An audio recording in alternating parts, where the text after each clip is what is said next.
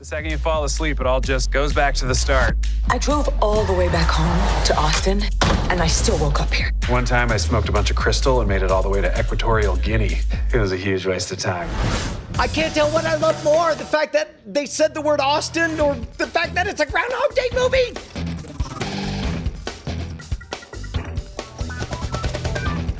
Welcome to Cordkillers, the show about watching the stuff you love when you want, where you want, however you want. I'm Tom Merritt. Hey, I'm Brian Brushwood, but most importantly, like it's another Groundhog Day thing. I almost want to let my 7-year-old watch Russian Doll just because it's like the world can not get enough of this premise as far as I'm concerned. Yeah. Well, you'll get another hit of it July 10th on Hulu. That's Palm Springs, a time loop movie with Andy Samberg and Kristen Milioti.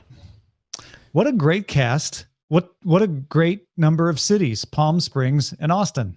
If only there could be more Austin, like a third person on this very show who's right here in Austin, Texas. I don't know. I'm talking about Roberto Villegas, Vincent Furrow. Nailed it. How's it going, everybody? Dude, so good. Thank you so much for joining us. Tom, what's our top primary target? I don't know. Let's find out.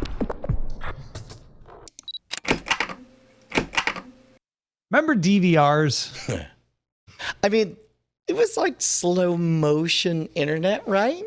Yeah. Do you remember when they were really revolutionary? When people were like, look, you can pause live TV. It's amazing. I definitely remember a moment where I was trying to reconcile the fact that my TiVo only had a 56K modem and yet somehow would have like 30-minute blocks of TiVo related programming. And then I finally figured out that what they were doing was buying infomercial slices at 2:30 in the morning and telling my TiVo to record those so that they would be there. And I remember thinking that was the moment when I had a premonition, an early echo, a pre-echo of what would eventually become podcasting, right? The idea that it's like, my God, content on demand can exist independent of real time. It's me, robot future realization, Brian. I remember getting in an argument with a Tech TV Style about whether it should be PVR or DVR.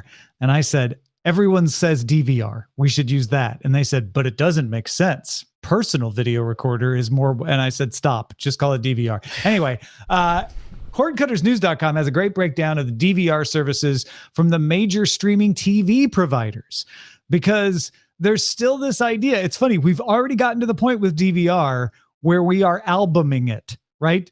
Albums stopped being an actual album of multiple single records long time ago, but we still called a single 33 1/3 record an album, and we still call collections of MP3s an album.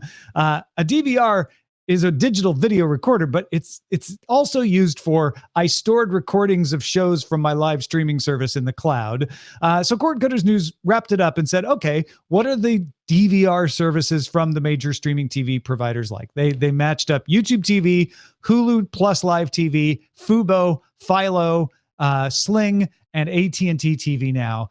Streaming DVRs have generally been inferior to an actual DVR because they often limit your commercial skips. They expire your recordings faster. They limit storage when they don't have to. But a lot of those problems are going away. All of the ones Cordcutters News looked at have commercial skip now.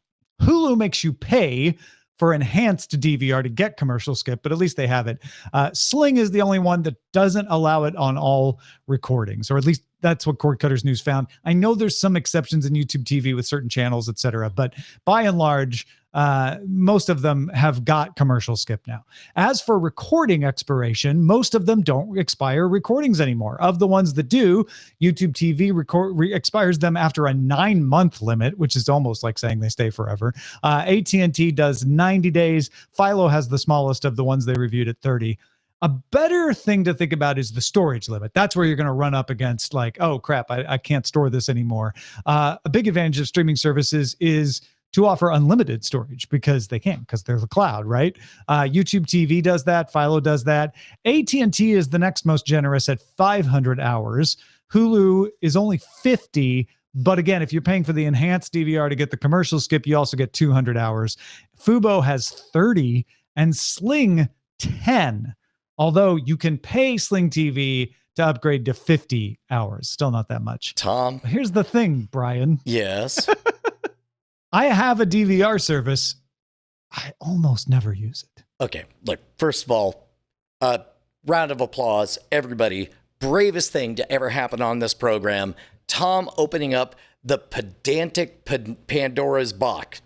Pedantic box. Like, it's also not called a modem because modem is short for modulator, demodulator. That means that you take a digital signal, translate it into, it's not a cable modem, it's a router. But the important thing is, yeah, dude, DVRs are dead. I can't even, like, however much you're spending on it, however much you're spending on your service, it's dumb. Knock it off. Just buy everything. The moment you want it, just buy it. Well, and also, like, a lot of times I'm watching stuff on Hulu, even though I pay Hulu Plus Live, a lot of the stuff just shows up on Hulu without commercials and I don't have to skip. And that's way better than watching it on some janky cloud version of a DVR. Roberto, am I crazy? No. And I was thinking about this last night when I looked at the articles and that, and when DVRs were a thing, like we never had one in our house and I never actually used one. So like DVR was like, oh, cool. It's a thing that records TV, whatever, move on. And by the time I started getting like all the kind of cord cutting options, things like that, we'd already had things like Hulu. We already had things like all this. Like we're at a point now where there is so many different streaming services that you can catch up on either for free or for just a little bit more money, and have either if you pay the extra for like no commercials. Like I watch Hulu without commercials. Like I already pay like a certain amount, and I get the functionality of a DVR that I normally get, meaning, oh, cool, I'll check out the show when it comes on. Oh, new episode of this or whatever. And to me, it's interesting that we're still kind of having this sort of talk about DVRs because it's just almost this weird like rights thing. Because Tom, you're right in terms of being the cloud. There's infinite space, and even the idea of like, well, if I record one show, that should be shared to everybody else in that whole infrastructure for sake of redundancy and speed. But because we still have to do this whole weird copyright dance, everyone has to record their own individual one to that, and it's like to me it makes very little sense. We're still living under the Betamax rule, right? Yes. Yeah. And listen, there are already people writing us emails at this very second about why the DVR is still important and they still need it. And that's great. Keep them coming. We want to hear from you. But the ones we will read on the show have to skip the part where you say, I still use a DVR because my service ... Right. Like, right. What I want to hear is not like I'm in a situation where I have to use a DVR or the show I want to watch is only available on a cloud DVR. I want to hear like, I prefer the DVR experience because it's a better experience. And here's what I want you to compare it to. Ideally, and again, this is a situation we're not at yet, but ideally, everything is available on demand. If you subscribe to a channel, you have it on demand and everything works like Netflix, right? Hulu already works this way for stuff that is in Hulu. If I record a show from Hulu and it's part of the basic Hulu service, I just watch it without commercials. I don't get a DVR version of it. And that's infinitely preferable. So you need to explain to me why you would want the DVR functionality versus just a commercial-free on-demand technology. I actually, and I know this is traditionally when I give you a sarcastic answer, but the back in the days of the PlayStation View, I always had the choice of whether to watch Preacher as a DVR'd experience or a on-demand experience, and I never understood like why would you even give me the choice, right? I figured out real quick that the DVR'd experience was basically like when you get to the commercial break, you could just hit the button a bunch of times, and it was like a gambling game. Like, did it? I did it. We're back to the show. Whereas the on-demand experience was, no. You're definitely going to sit. You're definitely going to watch this 30-second ad. It'll only be one of them. That's all you get. And now we move on. So in that regard, I don't know, man. Like DVR is a concept I can get behind, but as a functional physical device, it's so silly. Like the reason why you said you like it was you could skip commercials versus that. That's not a specific thing to DVR. That is just how Sony decided to do their on-demand content. There's nothing that says they couldn't have made their on-demand content commercial free for either extra things or include it in your service plan or whatever. That's just how Sony decided to package their on-demand thing. And that's kind of what bugs me is those sort of things where there is nothing that's, I mean, obviously money goes into it, and I get that, and I understand that kind of concept. But it's to me, if the difference is, I can skip commercials, I don't see commercials. Granted, I do pay more, but I don't see any of the same ads in like a Hulu using a Hulu sort of you thing. don't always have that option. And that's where Right. DVR still makes sense. So if you're writing to tell me like, I use DVR to skip commercials because otherwise I'd have to watch the commercials, like totally get that. That's not revelatory. But wouldn't you prefer a world where you could just, like on Netflix, watch the show that you're paying the service for that wouldn't have any commercials in it? And I think that's where we're going. That's where we're headed. Because honestly, what we do in the shadows was good enough to make me DVR it, but I didn't like it. I didn't like that I had to watch it on DVR. So I would wait till the next day when it showed up on Hulu as an on-demand thing that didn't have any ads because I paid for that tier of Hulu. And- I think people will start picking shows where they're like, oh, if I have to DVR it, maybe I'll just watch a show on Netflix or Prime Video or Hulu that I don't have to worry about thinking about commercials. And I already do likewise, that. the inverse of that is true when it comes to Better Call Saul, because like I've grown accustomed to with my AMC shows, just buying them the following day.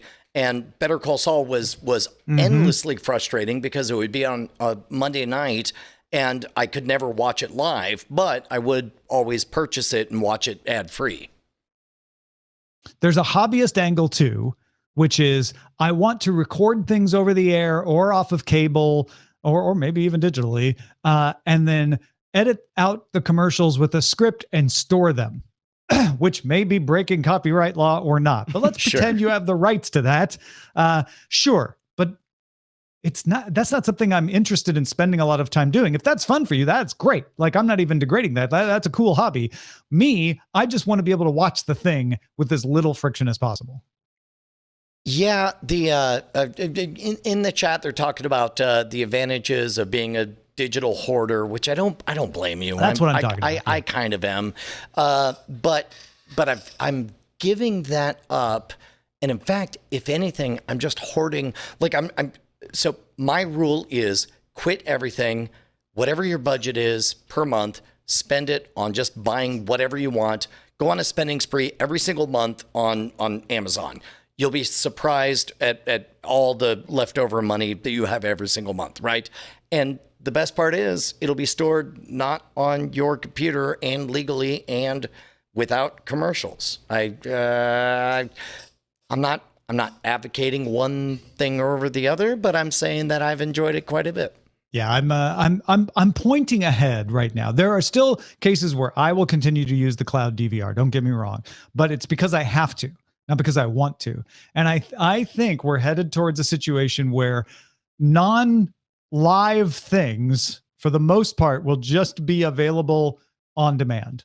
And most of those will be on a service that you can pay extra not to see commercials, like CBS All Access or Hulu, or they just won't have commercials at all, like Netflix or Prime Video. Right. And that will only be using live streaming services for watching live events. And in that world, if everything, even your live event, is going to be made available on demand immediately after it's live, which ESPN does already on ESPN Plus, I just don't know why I think DVR is just going to eventually be a weird thing that people go, oh, I remember that. Yeah.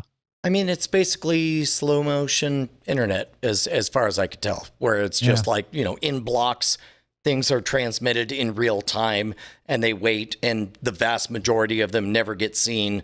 But those that do get seen just get seen 3 weeks late or whatever.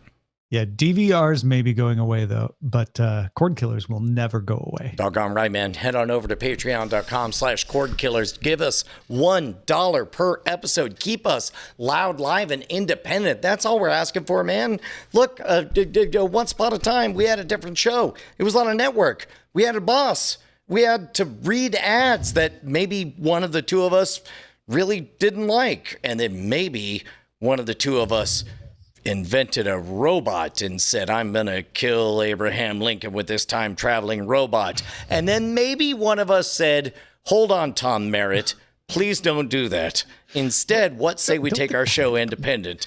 And then maybe one of us said, Brian Brushwood, I know you're telling me not to do this thing, but it's me, Tom Merritt, genius inventor who has a time-traveling robot and an intent to kill Abraham Lincoln. And maybe one of us said, Tom, it's me, Brian Brushwood. What say we go independent at patreon.com/Cordkillers? People can give us $1 an episode. We can be loud, live, and independent and still give the same thing that we've always done. And maybe one of us said, okay. The last part of that was true. And thank you for supporting us at patreon.com/Cordkillers. I'm just confused. Are we killing Abraham Lincoln? No, we're not. We're moving on. All right. Apple had their Worldwide Developers Conference announcement today. It was actually kind of slick because they didn't do it live. So they took time to produce this really high quality video. I quite enjoyed it.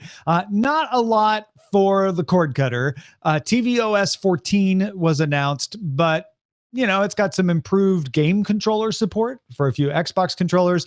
Picture-in-picture coming in all cases. That's kind of nifty, including AirPlay.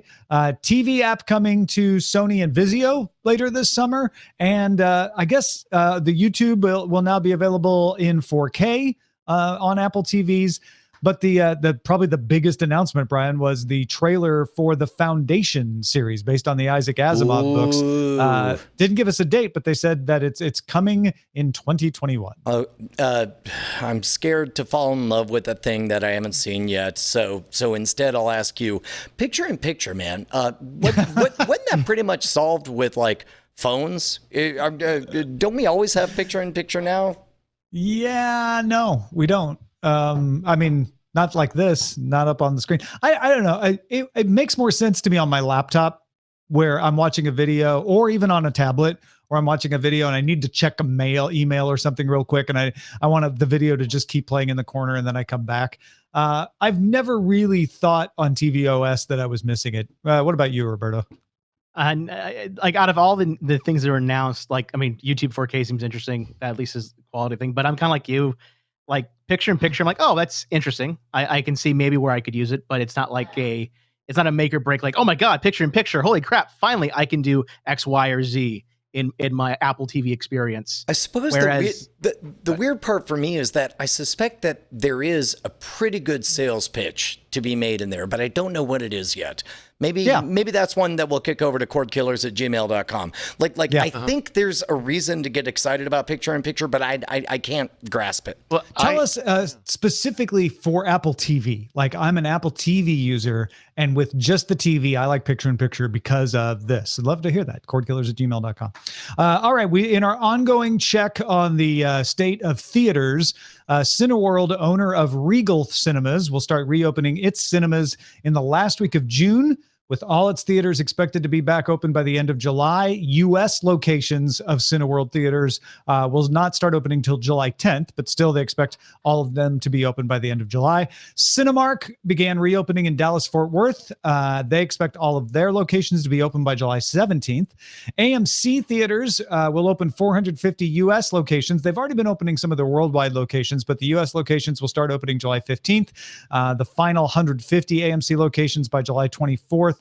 They did say about 2 to 4% of theaters will not come back. These are theaters that were kind of on the bubble already, maybe would have closed already, so they will not be reopened.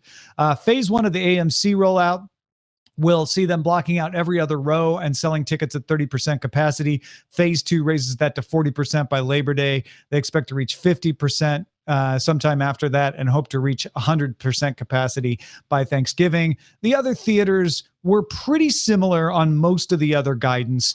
Different numbers on their phased rollout, but they're doing phased rollouts on capacity. Everybody's got more intense cleaning between screenings. AMC was making a big deal about their overnight sprayers that shoot electrically charged cleaning fluid on the seats, which they say keeps the fluid there longer to kill the virus better. Everyone will be asked to wear masks. Employees will have their temperature checked. AMC was actually going to follow Cinemark and Regal in just saying, like, whatever your local law on masks is, that will apply at the theater. But CEO of AMC, Adam Aron, said in an interview with Variety that they, quote, did not want to be drawn into a political controversy, which immediately drew him into a political controversy. And so AMC has now said, we're requiring masks at all our locations, no matter what. Man, lot to unpack here. Big story, big headline. Campfires currently burning. Would you like to hang around a campfire, gather together, maybe tell stories? That's on you. Small on the small theaters that are getting killed. That includes the one across the street from me. Sky Cinemas is gone, and now it looks like they're, I don't know, whoever bought the place. I mean, the problem is you build a building to be a movie theater, it's going to have theaters in it. So you're sort of limited on what can replace that particular building. Although this one sounds like it'll be like I don't know, a half bowling alley, half movie theater. It seems to me if I were a smaller chain, I would either A, do something daring and different, like a bold, isolated, socially distant thing. But if I'm one of these big chains, I don't know what other moves they have outside of to say, well, we'll see. And everything you said boils down to, if I'm not mistaken, Tom, well, we'll see. Yeah, no, everything seems to be Mulan. Right. Mulan will be here and you will come watch it. And we will be here to make it safe for you to watch Mulan. Yeah, and I guess it's one of those things where movie theaters in particular, like basically they're taking a step back, and it seems like the safest move is to say, you tell us, world, how comfy are you with going out in public? Yeah. I mean, a lot of it is we want to make it safe for you. And the other part is, and here's what the government requires us to do capacity wise or mask wise. But the rest of it is, we know you want to watch Tenet or Mulan or Wonder Woman. So we'll be here for you. I mean, and also, I don't even know that we want to watch those things so much as we want to gather together to watch those things, which we've talked about before. And people have chimed in. You kind of need the good excuse to gather together, right? Right. And that's what they're banking on. Yeah. Roberto, what do you think? I've been so torn on this because I do miss the movie going experience. I'm more preferential to the Alamo Drafthouse in terms of chains and whatnot. That's kind of doing a little bit different in terms of opening up again. But I've been so split on this because on one hand, you're right in that, like, cool, I love, like, when it came to the AMC, like how quick that turnaround was. We're not going to require masks. Oh, wait, we're going to require masks. Like, it was literally within honestly, an all hour you had to do long was time. what Regal and Cinemark did, which is like, whatever your local laws are, that's what we'll require. And instead it's like political. And as soon as you said and it completely flipped. And it was Yeah. like the shortest time, shortest time for like a headline to be relevant. But it's so tough because, like, yes, I want to go to the movies, but like, what's coming out? Like, that isn't like, we've had so many like weird shifts where Mulan. Right. That's great. There's so many things that are going to like VODs. But by the way, over in Vegas, I would love for Mitsula to chime in. Like, what was the over and under of Mulan being the most important movie release of 2020? Who had that right? one? Like, wait, especially because 2 weeks ago it was still Tenet. Sure. Right? But already we're all like, that's the test case. Well, Tenet moved till after Mulan too, so now it's Mulan till they move Mulan. I don't know, they might still move Mulan. We'll see. But like, that's the thing is that you're gonna have potentially a crowd of people go see Mulan, go see Tenet, and then what? you know, and if you're a movie theater, Go see you're reruns of Casablanca. is that what if they're doing that? That would at least be an event, and that would at least Well- be something. Because I know that they're doing a re-release of a movie. I think it's later down in the. I was going in to the say doc. we have some answers to that question if we want to move on to what to watch in Under Surveillance. No, we don't want you. I mean, yes. Sorry, that was a segue. I didn't. I'm confused. Oh, this is hard co-hosting. First time, it's okay. A trailer for the movie version of Hamilton is out. We've been doing this for 10 years, Tom. I love that. The movie is not a movie version of Hamilton. It was shot at one of the original cast's Broadway performance and will premiere on Disney Plus July 3rd. It was supposed to go to theaters later. They brought it to Disney Plus to kind of fill in the schedule. So now everybody can say, I've saw Hamilton with the original cast. It's also getting a PG-13 rating, which implies that some of the language may have been edited. And Lin-Manuel Miranda has said previously that he's fine with a few F words taken out if it means more people can see it. Wait. So if I remember correctly, PG-13 means you get one F bomb. Right. Yeah, I know. I don't even know. And if like that's- 3 yeah. or 4 S words, right? Yeah, typically you get like one F word, and then everything else is usually Yeah. fine, depending. Like you get that like one like punchy one, Like Usually 5 it's, Z words, I think. Yeah. Okay. C words? Z. We'll talk I after said talk. Z. God. Thinking of one.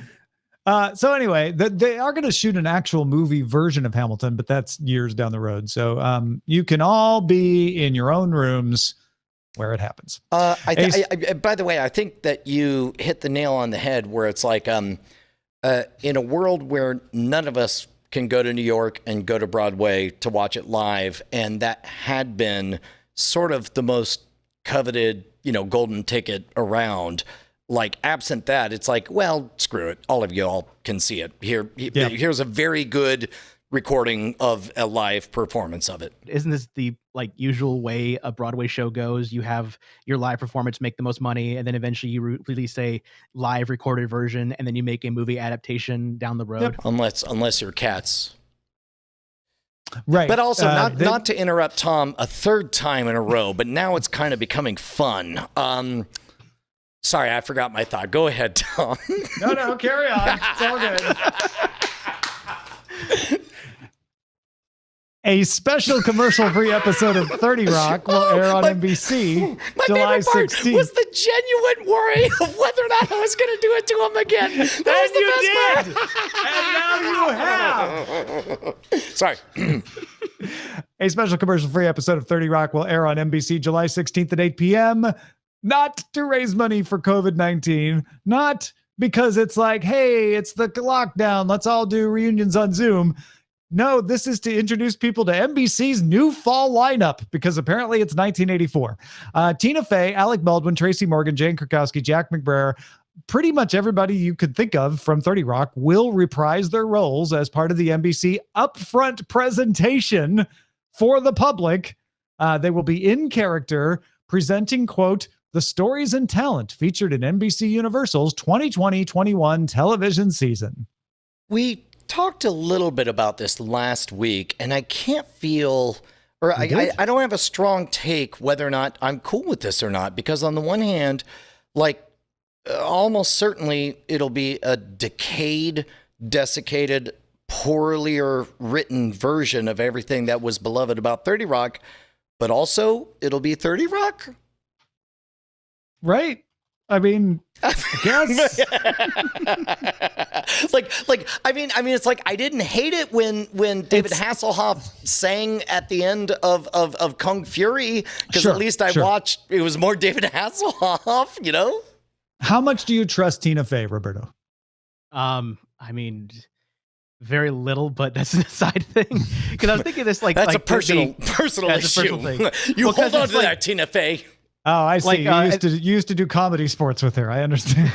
Well, because the only thing I kind of think this, especially because it's introducing Peacock, and my knowledge of Peacock is basically that apparently last week they showed a Premier League game on there for the first time because we had to push that back, and as part of like the weird deal, they streamed one of the matches there, and that it's out in early access for like certain cable Yeah, no, if companies. you're a Comcast subscriber, you can get it in certain situations. It launches July 15th for everyone, but this seems, I'm sure they'll promote Peacock, but this seems to have nothing to do with Peacock. Well, I mean, it has to, because like that's the only. Like, No, if you're gonna, it doesn't. This is about NBC. Well, I'm saying like in as much as Peacock is the thing that will be how you access Oh my NBC. God, Roberto. I have always wondered what it looks like for me to fall on my face trying to take on Tom on anything. Sorry, keep going. I'm loving it. Go on. That's Go on. fine. Go on. I guess what I mean by that is that because ultimately, I mean, if it's just like here's a lineup, like that doesn't have to be a whole special. But I guess it is because for the sake of it. That's where I'm at. Yeah. Okay, Like, that's kind of where I'm at too. That's why I'm like, there has to be more if you're going to do that, and maybe like that's where like you can all watch us on Peacock and explain what that service is going to be in a comical way. yeah, I mean that what you're saying would make sense. Does not to be appear to be what they are doing. But I Okay, don't well know. then I have We'll see. then that might be why I'm like, okay, and kind of moved on. Disney plans to entice you back to theaters by showing The Empire Strikes Back in 4K, the first time any of the original trilogy will be released to theaters in 4K. This is one of the things that might answer your question, Roberto. That's what I was looking at earlier, and I have like my big question, and I think it's the question every Star Wars fan has: is it the original theatrical release? Is it a special edition? Is it the whatever the new version on Blu-ray is? I'm pretty sure What if they didn't versions- say it's the most recent special edition, probably the Blu-ray edition. Yeah. That's what I thought, and that's kind of it's interesting. Where I'm like, well, especially for me as a guy that has Disney Plus, Disney Plus, I'm like, why do I? Cool, I get to watch in theaters. Can I give a hot take as somebody who, very, very much loves this movie? I don't care, and I most certainly would not endanger my children to take them to a theater I am to the see this. same way, as in I don't care, but I don't have children to endanger, but I still don't care. Tom? I don't care, and also would not endanger your children to take them to see it. Okay, but okay. Who does want to I'm endanger? sure there's somebody somewhere who's like, look, legitimately, we have almost no cases. I had it. My antibodies have tested. I feel perfectly safe going to the theater, and I'm really into 4K, and I want to see it projected. Somebody I'm sure else that person is out exists. there saying, I don't even care about Star Wars. I just want to endanger Brian Brushwood's kids. so it's I'm like taking both his children to sides. see It's Empire fine. Strikes We're Back. all there. Yeah. Might be that. There's a trailer out for Netflix's Warrior Nun, based on the comic series by Ben Dunn, about a young woman who wakes up in a morgue to find she carries an embedded divine object that's brought her back from the dead with superpowers in order to fight an ancient evil. Warrior Nun coming to Netflix July 2nd. 100% in this looks on so good. everything about this. It looks awesome. Yeah. It's like Not the same. modern Netflix Buffy. Yeah, also, like, come at me. Like, if we're at the bar and you're like, I hate Warrior Nun. And I'm like, whoa, which word do you hate? The warrior part or the nun part? Also, these fists are up, my friends. One of them's named Warrior, and the other's And the other's named, haha, gotcha. Iron Man actor Sean Tube and Naveed Negeben of Homeland fame, Israeli actress Niv Sultan are playing in a Apple TV Plus show. Sultan plays a Mossad hacker agent undercover in Iran trying to take down a nuclear reactor, but things go wrong. She goes rogue and partners up with a pro-democracy activist. It's the hit spy series Tehran, coming to Apple TV Plus. This is interesting. Do we know, because are they leaning into the possible aspect, which I find fascinating, that you begin, never mind, forget everything. Ever since 24 came out, I want to believe like America good, other people bad, or whatever. I'm so hungry, desperately hungry for somebody who takes me on a more interesting journey on what's right and what's wrong and that kind of stuff. So yeah, and this is leaving America out of it. It's Israel versus Iran, which I think is an interesting choice. Roberto, where do you come down on this? I was trying to read the article and figure out who's producing it, because that's about the only thing that would really skew me one way or the other. Because I like the idea of like having almost a Middle Eastern kind of espionage kind of thing. That sounds interesting, but it all depends on who's producing it and who's doing the the actual like directing, because everything else looks cool. It sounds cool, but I need to know like who's backing this, because it could go so wrong very easily. Created and written by Moshe Zonder, who wrote Netflix's Fauda, Fauda series, which I'm unfamiliar with. As am I. Well, I'm gonna have to check that out to find out. Yeah, could be interesting. All right. A few other notes. Hulu's partnering with IMAX to exclusively carry 16 of IMAX's documentaries in the US, none of them in 4K. But you'll get A Beautiful Planet, Destiny in Space, Into the Deep, and others. Fox's ad-supported Tubi announced a dedicated Spanish language channel within Tubi called Tubi en Español, and the addition of library content like Lego Masters, several of the titles from Mattel, and Barbie, American Girl, and a bunch of other stuff. Scoob, which was only available on demand after skipping theaters during the lockdown, is hitting Hbo Max on June 26th. The SpongeBob movie, Sponge on the Run, will skip a theatrical release and release on demand in early 2021. It will eventually debut with the entire SpongeBob back catalog on CBS All Access, which by then will be rebranded. Netflix is bringing back season 5 of Lucifer, or bringing back Lucifer for season 5 on August 21st. And The Witcher season 2 has resumed production in the UK and will start shooting on August 17th. Tom, you watched The Witcher, right? I tossed a coin to my Witcher, yes. I assume that's a reference to a thing. You did not watch The Witcher, so you did not get that reference. Carry on. What's your question? Yeah, no, I mean, like, are you happy about the second season, or Yeah, where are you? yeah. I was into it. What I heard was the games are extraordinary. The show maybe a little bit silly at times, but generally never played good. the games, read the books, thought the show did a great justice to the books. Yeah, that's why I understood them. I mean, I've not watched the show, but I do know enough of the references to get Tom's comment. I heard that basically. Wow, just dunk in my face. Take that, Brushwood. It's fine. That's called payback. It's fine. It's fine. But no, because I'm glad there's at least more content being made, because I did hear The Witcher, the show, was more like the books versus the games, and even they're like such a split, because technically the games take place, I think, after the book timeline or something like that. I forget exactly. And the games aren't canon. Andrei Shipkowsky, who wrote the books, does not consider the games canon. So he's like, they can do whatever they want. I'm not going to pay. Right, exactly. And there's a whole lot of fun there. I mean, I'm just excited at least that Netflix is making some stuff, because because they haven't been for a long time. It's good. How bold of them. Well, I'm glad they're making stuff that people are watching. I'll put it that way. Okay. Actually, I'm kidding. All of a sudden, you just watch me wilt, and I'm like, because they. Oh no. All right, let's talk about what we've had our eyes on. Something you've been watching and enjoying that you would like to let people know about, Roberto. So I've been rewatching, because I realized it's been a while since I've been on the show, and I figure that I'm the only one that's going to bring weird anime content here. And I've been rewatching on Netflix, Beastars. Man, that's such a strong, bold. I mean, all we have is Bryce. Sorry, you were saying? Okay. I'm just saying, because honestly, it's to me, that's what I find Netflix is doing really interesting. Is bringing a lot of like weird international content and like making weird international things and kind of showing it.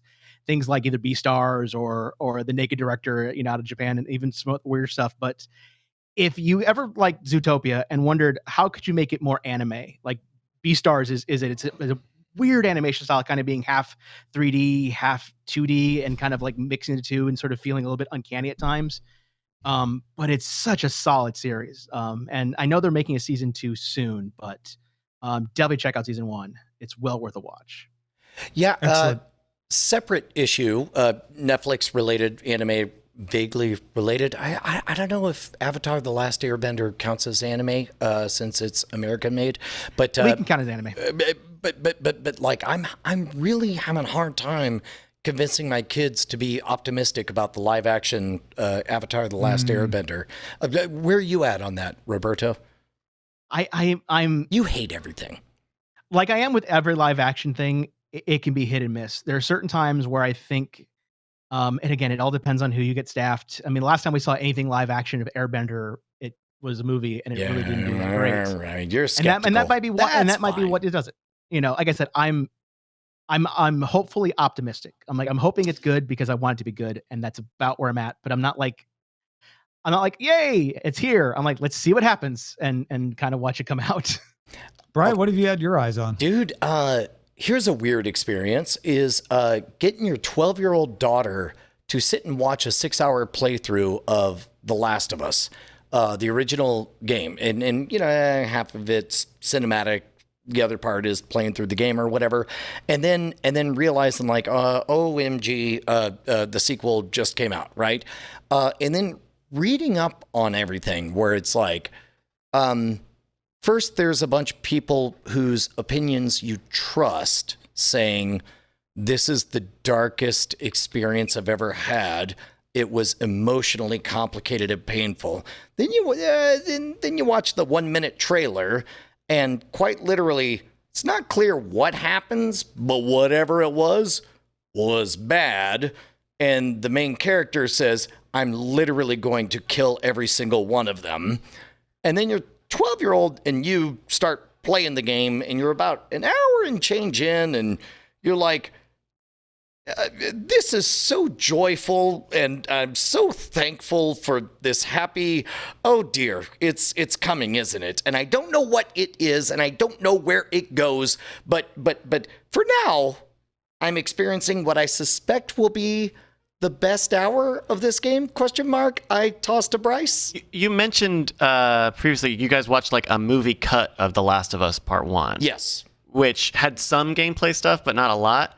I imagine throwing 35 hours of sneaking and shooting and killing and garroting would maybe change the pH balance on that a little bit. Probably, but also you're doing it. You're teaching your 12-year-old to garrote and to poison and to kill and to snipe and to stab and all of those things. It's different when she's the. Wait, you're smiling while you're saying this. because you're weirdly proud of her. Plus, Because also she'll protect you. It takes place 4 years later, so it's like there's a bit of like a dating dynamic that happens, and some like if you ask me whether or not I would be so, I don't even know what the word is. If you told me 5 years ago, hey, so anyway, in 5 years, you and your 12-year-old daughter are going to be playing a video game where somebody begins to discover her same-sex relationship with a friend of hers while smoking weed, and that will be the least interesting part of the story. It's fairly remarkable. Hey. So you're not watching a lot of TV, is what you're telling me. You're playing Last of Us Part 2. Correct. Gotcha. Huh? You still watching Lost? Yes. Also doing that.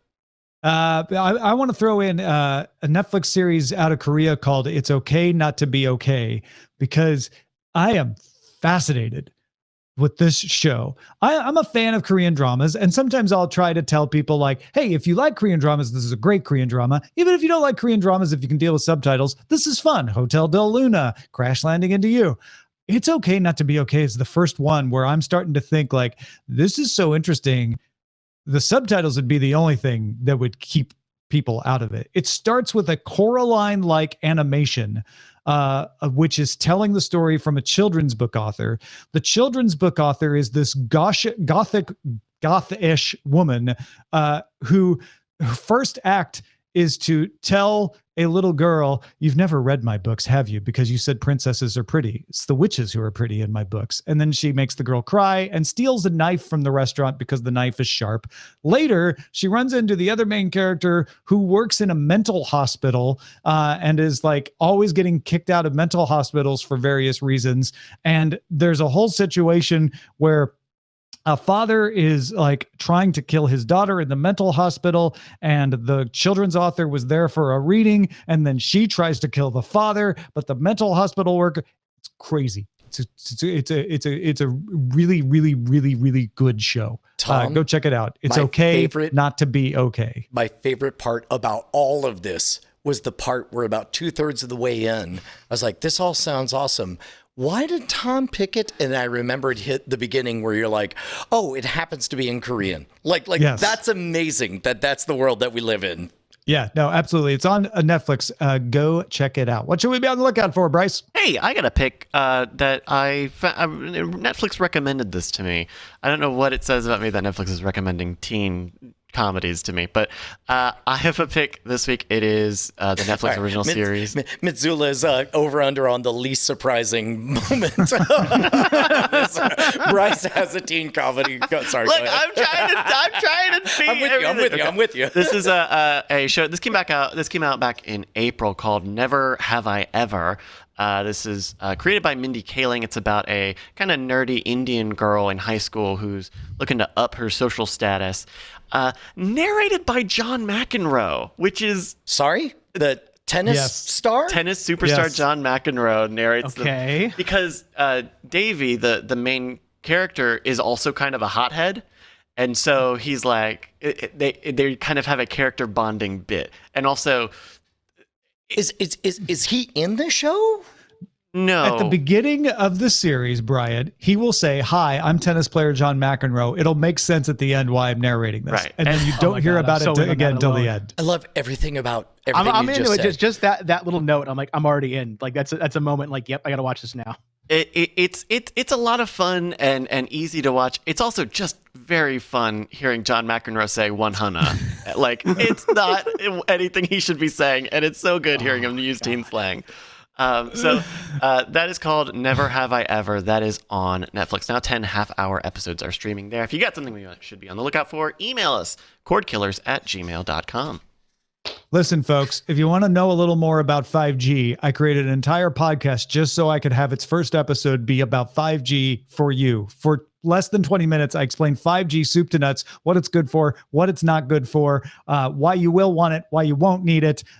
Get it now at knowalittlemore.com, and then you can download it on a brand new Doghouse system. Doggone right. Look, sooner or later, everybody needs a new computer. Head on over to doghousesystems.com/v/rogue. Use promo code ROGUE at checkout. You'll support us. That's all that matters. Let's move on to the front lines. Front lines.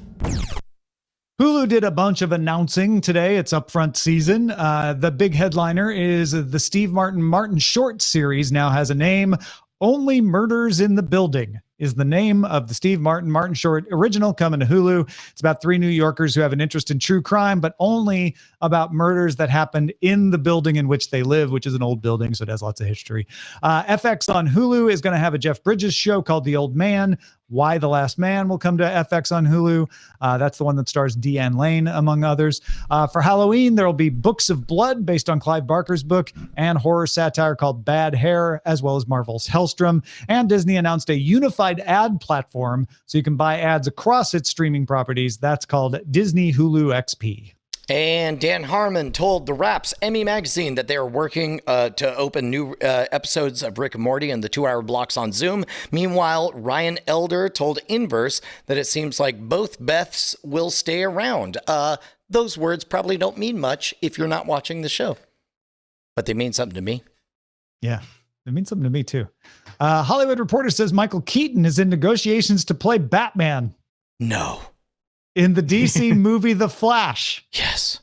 The movie stars Ezra Miller as the Flash and is directed by Andy Muschietti. He might even show up, he being Keaton, he might even show up in other DC films, weaving him through as sort of a Nick Fury-like character. And keep in mind that The Batman, starring Robert Pattinson as Batman, is separate from the other DC movies. I mean, until the post-credit sequence where... you know, he shows up and he's Michael like... Keaton meets Rob Pattinson. Exactly. Yeah. He's just like, you know, you always inspired me. Yeah, I never understood why you do that with your voice. Well, the guy before me did the voice. The NFL Network and NFL Red Zone are no longer Dish on or on Dish or Sling TV as the NFL and Dish negotiate a carriage agreement. Not as big of a deal right now, considering there's no games happening, but preseason is coming. Philo is adding Epics and Stars as an add-on option to its streaming service. Epics will run Philo customers $6 a month, and Stars will be $9, though both have introductory discounts. Philo's the service that offers 50 channels, including A&E, AMC, Comedy Central, Food Network, BBC America, MTV. It's $20 a month for the base package. And our top story of the day, variety sources say Quibi's negotiations with Amazon have picked back up. Roku, which seemed closer now, seems far with Roku apparently ready to walk away based on an inability to agree on revenue sharing. Quibi, who had Quibi on your bingo card? How much Quibi are you watching these days, Roberto? God, it's funny. The only reason I even knew Quibi was a thing, and maybe this tells you how many ads I see, was when Red Letter Media made a joke about it on one of their like catch-up videos. Mm-hmm. Like I literally had no idea what Quibi was. Like, what the heck is this Quibi? Okay, it must be some internet thing I just don't know about, and kind of moved on. So and glad that you're such a fan of Cordkillers that you've been watching every episode for the last year. I'm so glad. I just blah blah blah. I'm sorry. We cannot go an episode without saying Quibi more at least 3 times, and then it appears. It's the worst thing. All right, let's get to some dispatches from the front.